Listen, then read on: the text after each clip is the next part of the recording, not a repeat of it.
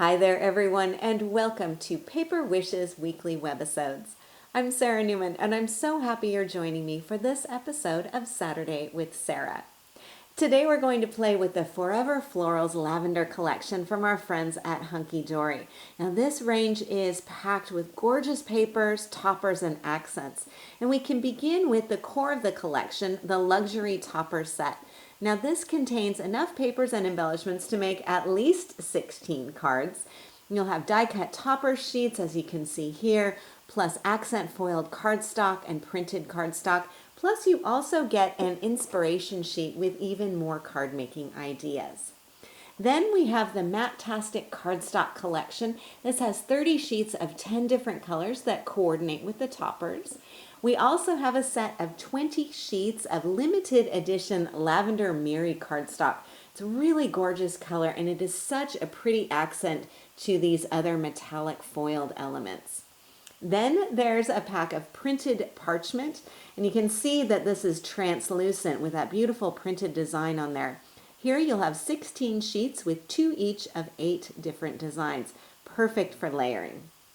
Then finally, my favorite, the Little Book of Lavender. Now this pad has 144 lavender themed images that measure about 4 inches by 6 inches. They are vertical and they're horizontal, and they're perfect for card focals as well as for the inside of your card too. We'll take a look at some ways to use these. So I've got a few cards to share with you today, as well as some demos too. As you can see, we have a lot of beautiful things to explore today, and I'm really glad you're here. Come play with us. Let's start by making a card together. I want to show you how these elements can come together really quickly and easily. Now I'm going to begin with a 5 by 6.5 inch white card base from hot off the press, which I covered with one of the printed cardstock sheets from the Topper collection. It's got a really nice neutral design with a kind of faux linen look to it. Then I'm going to get my lavender pad and choose one of the images from here as my card focal. So this is the fun part. Now, of course, you've got images that can go either horizontally, like this one here, and I could simply glue this on the front of my card and call it good. I could also add maybe one of the elements from the topper set and maybe like a simple gold ribbon, and that could be my card ready to go.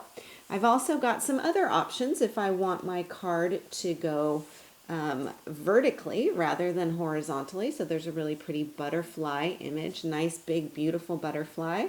That could go. There's also, you know, really any of these will work. This one looks really pretty too. I like how that kind of blends into that neutral background. I've also got this one, a little bit more contrast on here, and again, this would be really pretty. Simply add a sentiment on here, once again, maybe that bow as well, and I've got a card ready to go. Now, I can also add in some other elements in here too. I could mount this onto a piece of the coordinating cardstock, so I've just trimmed this down. So now I've got a little bit of a frame around here, giving me a little bit more polish there. Once again, pop this on here, and I'm good to go. Now I could also add in another layer, and you remember that beautiful parchment paper? Well, you've got some options with that too. So if I take this off, take a piece of this parchment, and I've just trimmed this down to be slightly smaller than the card front. I wanted to have a little bit of that edge showing around here, that beautiful lavender, and then keeping my focal on its kind of a cream colored cardstock mat.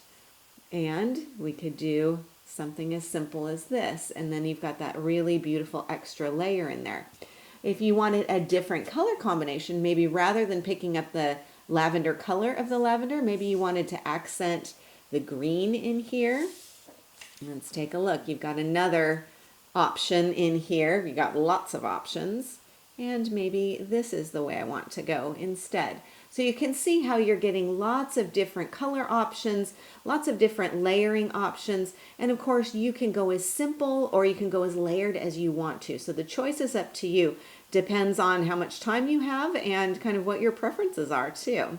So once I've figured out how I want everything to come together, I'll glue it all down and then I will show this to you in the project gallery. Now I did already finish the inside of the card. I'll just move this to one side here. And for the inside of the card, I've used some of that lavender cardstock, another little strip of the parchment. Now this is glued onto a piece of cream cardstock so that that will show really nicely. And then I've got an element from the Topper collection and a message in here. So you can see it all can come together really quickly and easily. Now if you're wondering about the parchment and how to glue that, here's what I would suggest. Get your elements in position, so kind of figure out where you want things to go.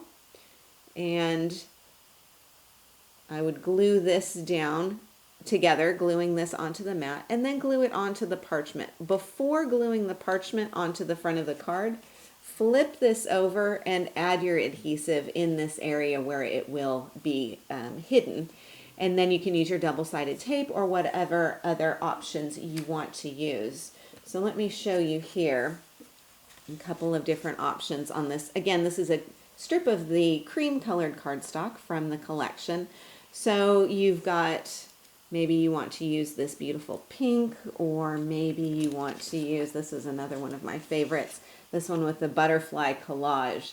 So in this case, you've got some dark areas and some light areas. What I would do in this case, flip it over, grab my trusty glue stick, and apply the glue mostly in the areas where the darker pattern is.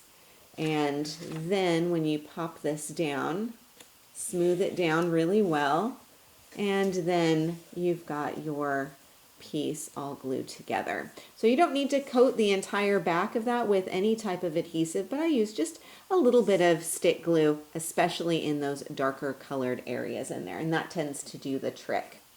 Okay, I've got another card that I want to show you here. Now this one is featuring some more of that beautiful parchment, and that's right up here in this top strip.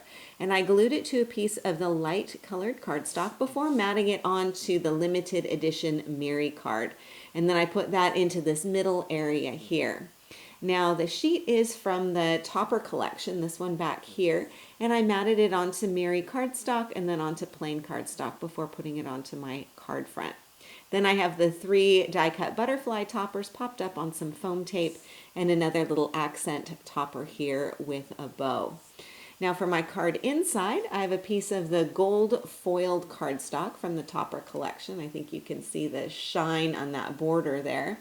And then I have a coordinating topper from the collection as well. Now my card base is larger than the first card that I showed you. This one measures about 8 1/4 by 6 inches. And I made the card base by simply scoring a sheet of the cardstock itself. Now you may have a scoring tool in your paper trimmer, but if you don't, what you can do is simply use a ruler and a bone folder and just position that down and use your bone folder to create a score line in here, and then you can simply fold your cardstock. And then I always like to use the bone folder to give a nice crisp edge on that. And then you can have your card base measured to whatever size you want to.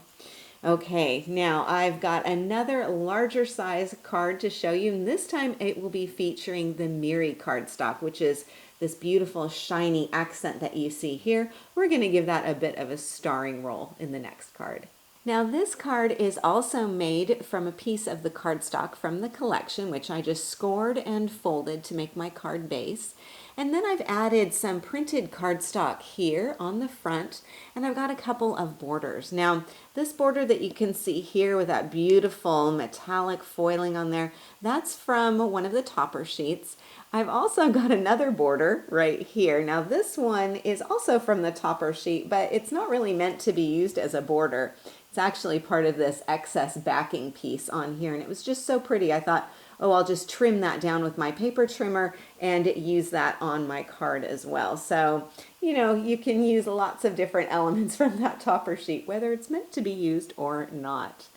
Now I've got another element from the Topper collection right here as my card focal, and I foam taped this onto a sanded piece of the Miri cardstock. So if you like a slightly distressed look to your cards, this is a really easy technique and a great way to get kind of a vintage effect. So let me grab a piece of this Miri cardstock, and you can see the difference between the two, that this has some of that silver showing through there. Now all you need to do is grab a sanding tool. Hot Off the Press has a sanding tool, and this works really nicely. You just gently sand the surface of that Miri cardstock, and you can start to see that coming through, shining through there. Now if you want to have more a straight line effect on here, you just go up and down. You can also go in a circular motion, and that will give a much more scuffed effect. You can see how nice it looks along the edges there too, and how that's really showing up. So this is a quick and easy way to get a nice vintage effect for your foiling. Okay, now coming back to the finished card, the other thing I would suggest you do is use a tissue to just sort of brush off any excess dust from that foiled piece of cardstock, and then you're ready to put it to use. Now for the card inside, I've got a piece of foil accented cardstock, and you can see this great big image down here. That's all on there. I've also got a strip of sanded Miri card and then a die cut topper. So quick and easy way to create a slightly vintage effect or a more distressed look. Then I've got another card that I want to show you, again using some altering techniques. Now in this case, I think you can see if I'm tilting this, there's some shine and a little bit of sparkle on this die cut background. And this is from Glitter Kiss. And I've used it on the cardstock, which I've die cut using Hot Off the Press's Rose Lace die. Now that die is great for slimline cards. You've got the rectangular frame piece, and then you've also got that beautiful floral element, and that just works so beautifully for a slimline style of card. Now for using your Glitter Kiss, and I know that we've done webisodes using Glitter Kiss before, but I just want to demonstrate this for you quickly. It's a really easy medium to use. Let me grab a couple of swatches of this cardstock here, and we can see what it looks like on different colors. So you've got a really nice little sponge applicator at the top. You can see I use it a lot. I don't have a whole lot left. And just pick up some of that medium in here, scrape off the excess from the sponge, and then you can just simply apply it onto your cardstock. It's going to give you a really nice subtle effect. I think you can see the sparkle and shine on there. That's what it will look like on a light color of cardstock. Get a little bit more dramatic effect if you're applying it onto dark cardstock. You can see this, how pretty that looks. Now you can kind of smooth this out if you want it to be a little more subtle. You can also use it on a darker cardstock. Looks beautiful on black, as you can imagine, but this dark chocolate brown also gives a really pretty effect too. So you've got three very different looks, ranging from quite soft and subtle to something a little bit more dramatic. And then once you let that dry, you're ready to use it. Now I would suggest that you either let this thoroughly dry before you do your die cutting, or do your die cutting first and then use the Glitter Kiss applicator to apply it just onto the die cut element there. Super simple to do. Just gives a nice little sparkle and shine on there. Quick and easy. And then I've also got my card front covered with a piece of that cardstock, and this is that really nice, pretty kind of a cream off-white. Then I've got a piece of pink striped parchment paper. Now I inked around the outside edge of this with the Spectrum Noir Gold Metallic ink. Then I wrapped some ribbon around the die cut piece and added a topper slightly offset. So I've got the frame here and then the center element just slightly offset there for a little added interest. And then I've got a sentiment here popped up on foam tape. Then for my card inside, I have a few snippets of sanded Miri card and a few die cut elements here too. Now I have one more technique to show you, so let me grab my embossing powders and we can take a look. This last card is a really simple one, featuring again a folded piece of cardstock as the card base, and then building on that with some easy accents.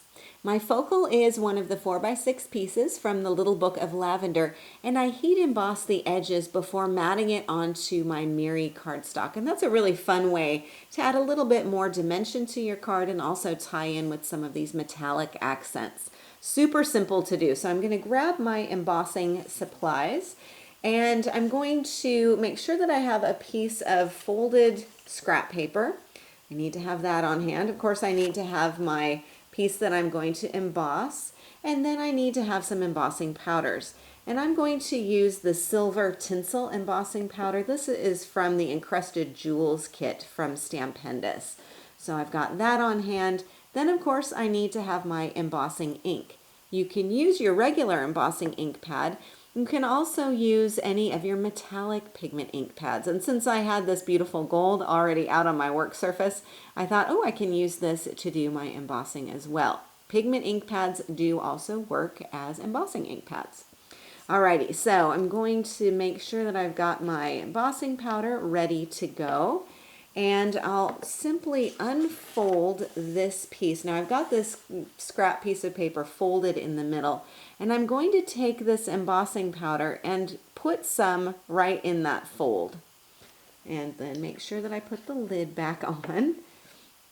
So I have this ready to go. Then I've got my piece of paper, cardstock, that I'm going to emboss with, and I'm going to take my embossing ink pad and edge my piece with this embossing ink pad or pigment ink pad, and I'm just applying the ink, well, pretty heavily along the edge here.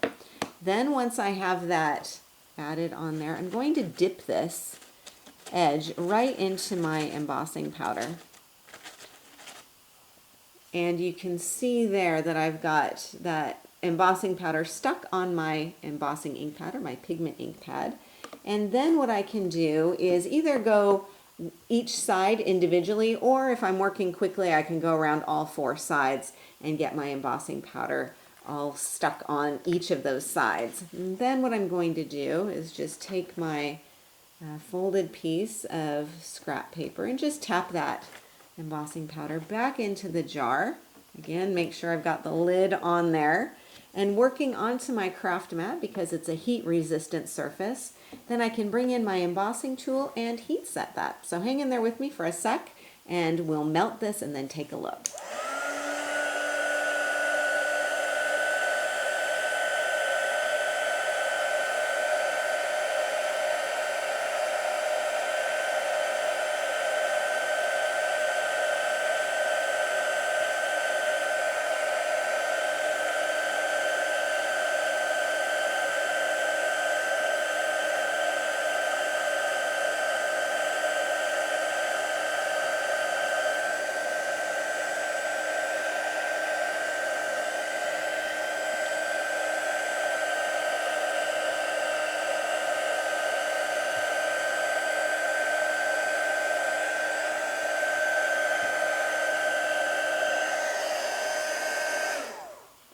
Okay, now that my embossing powder is all melted, you can see that beautiful shine on there.